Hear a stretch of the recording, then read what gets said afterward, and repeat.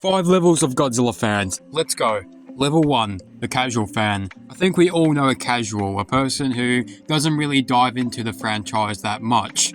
This could be anyone, this could be your parents, this could be, I don't know, one of your brothers or sisters, it could be any single person you can walk past in your day-to-day life. They're just a casual fan. They don't know much about Godzilla, and they probably haven't seen that many Godzilla movies. The only films that they've probably seen are either the 1998 film or one of the MonsterVerse films. They pretty much heard of Godzilla and they probably heard of him through the legendary MonsterVerse movies. Or they heard the buzz of Godzilla Minus One and probably went to see Godzilla Minus One and thought that was a good film, which really expanded their interest in the franchise. That, or they probably heard of Godzilla online through a bunch of YouTube videos and watching videos about Godzilla. Whatever else. That or, well, I mean, it's Fortnite. They probably got introduced to Godzilla because of Fortnite. Damn kids.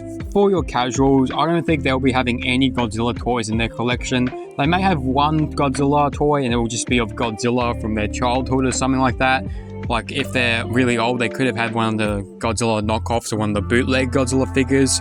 But I don't think that a casual will have that many toys, and they're probably not that into Godzilla as of most fans once we go up the levels. If you point out some monsters that appeared in the original Godzilla series made by Toho back in the day, then they will probably not wonder what it is. They'll probably be curious about it. I mean, the way to spot a casual is if you just say, who's Varen? And I think none of them will answer that question because they're going to wonder, who is Varen? So that's what's going to dive them more deep into the franchise. Might get into it, which is when we get to level 2. But just to mention, do you think there are some casual audiences that don't like Godzilla because they think he's silly? They probably look at the old Toho Godzilla films, particularly the parts that have been memed to death these days, like Godzilla doing the drop kick or Godzilla flying and Godzilla vs. Hedorah. And they probably see Godzilla as this silly franchise and something that they think that they don't like to get into because they think that the films aren't too serious. Which obviously is not true. I know there are some casual fans that do know that Godzilla is serious.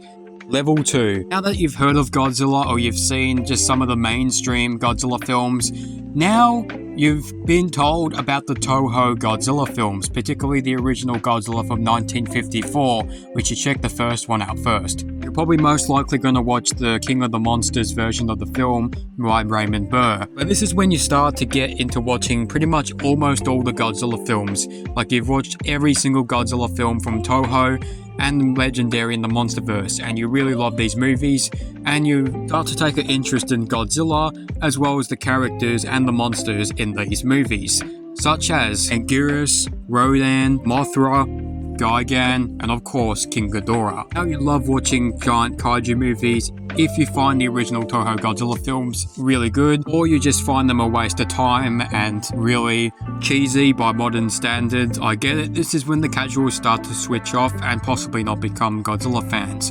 But at least they've seen a couple of Toho Godzilla films, and this is when you pick up your first ever Godzilla toy. Or you have like 2 or 3 Godzilla toys.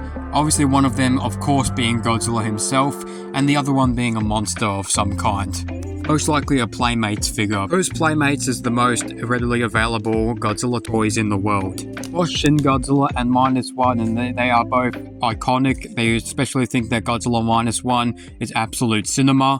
You also start getting into other kaiju films, like maybe you watch Cloverfield or Pacific Rim, just because they got you interested in Godzilla. So you check out those films just to see if they can compare to the Godzilla franchise. You are pretty much a huge fan of giant kaiju movies as well as Godzilla movies. But that's not enough, you obviously want more, which is what gets you wondering and thinking about when it comes to these movies. Are they just giant kaiju movies?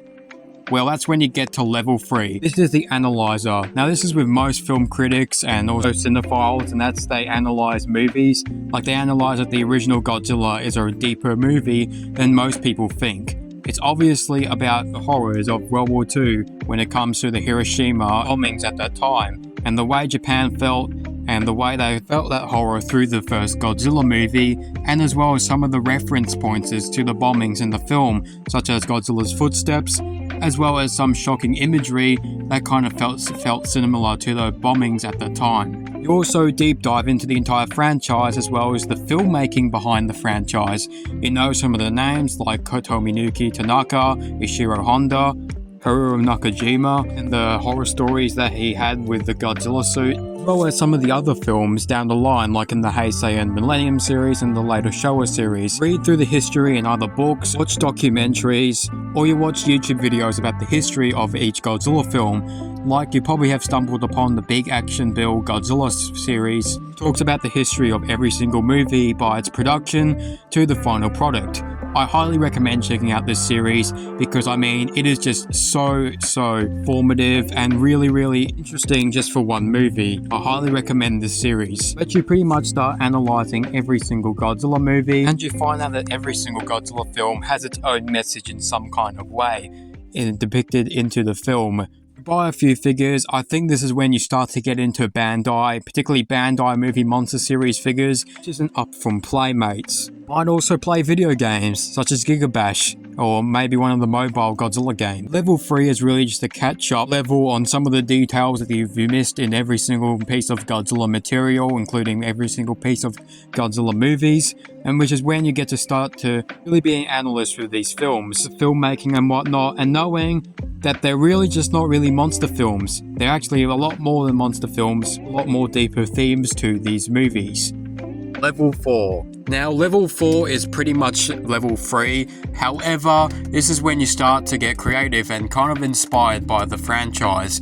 Like, you probably have created your own YouTube channel and post about Godzilla content on it. You make reviews to every single movie and explain all the details and your passion for the Godzilla franchise. Or you're kind of creatively inspired to make a film on Godzilla. You get some of your Bandai or Godzilla figures, whatever figures you have still, Sage Monster Arts, or that's if you have the money for it, of course. You pretty much make your own Godzilla films or little shorts and you upload them onto YouTube.